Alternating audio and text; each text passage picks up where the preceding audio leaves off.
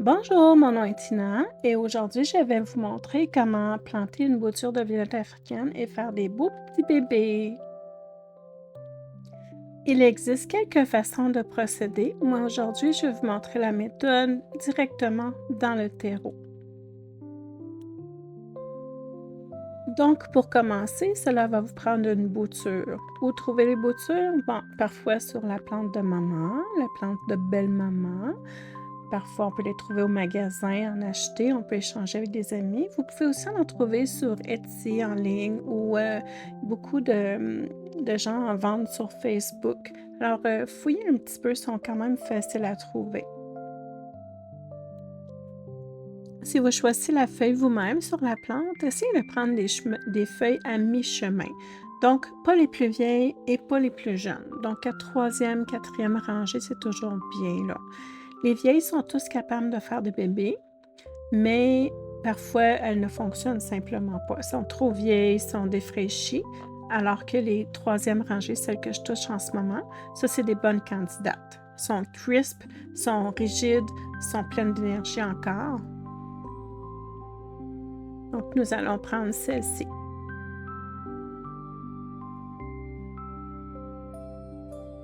Donc, avec un beau couteau pointu ou une lame, on va venir faire une belle coupe en biseau. La raison pour laquelle on coupe en biseau, c'est que les cellules reproductives de la bouture sont sur le côté de la bouture à l'intérieur. Donc, en coupant en biseau, on expose plus les cellules reproductives, donc plus de chances d'avoir plus de bébés. Si vous achetez des boutures en ligne, souvent elles vont arriver en super belles conditions. Par contre, occasionnellement, avec la chaleur et tout, parfois elles arrivent molles. Alors, quand elles sont molles, on peut les planter comme ça, mais on enlève, on baisse les chances de réussite. Alors, ce qu'on peut faire, tout simplement, je vais faire une coupe neuve. Même si la feuille est fraîchement coupée, je vais en refaire une nouvelle coupe et je vais les mettre dans l'eau, tout simplement comme ça. Je vais les laisser des heures et des heures dans l'eau, le temps que la feuille se réhydrate avant de la planter.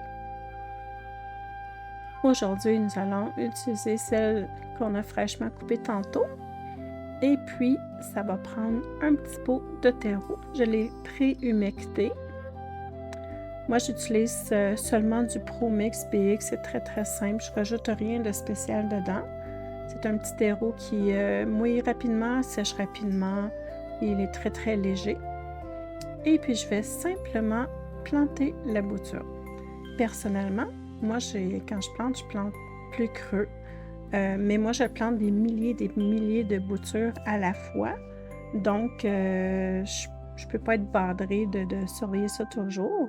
Mais si vous avez seulement quelques boutures et votre vie dépend de la vitesse dont vous allez voir le petit bébé arriver, vous pouvez planter la bouture moins profonde, ce qui va faire qu'aussitôt que les petites feuilles du nouveau petit bébé vont sortir, vous allez les voir rapidement. Versus si la tige est plantée creuse, les bébés doivent sortir et voyager jusqu'en haut du sol pour transpercer le haut du sol.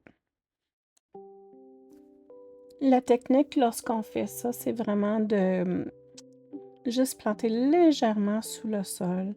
Et on appuie la bouture. Ma tige est un petit peu longue aussi, elle aurait pu être plus courte, là. Mais on appuie la feuille sur le côté du rebord du pot. Et puis là, il ne faut pas qu'elle dessèche. Quand les terreaux dessèchent dans les pots, ça dessèche du haut. Et puis la bouture est plantée dans le haut de la terre. Alors, c'est important de l'enfermer encore une fois. On l'enferme dans une belle boîte en plastique. La mienne est tout petite, là, mais c'est juste pour démonstration.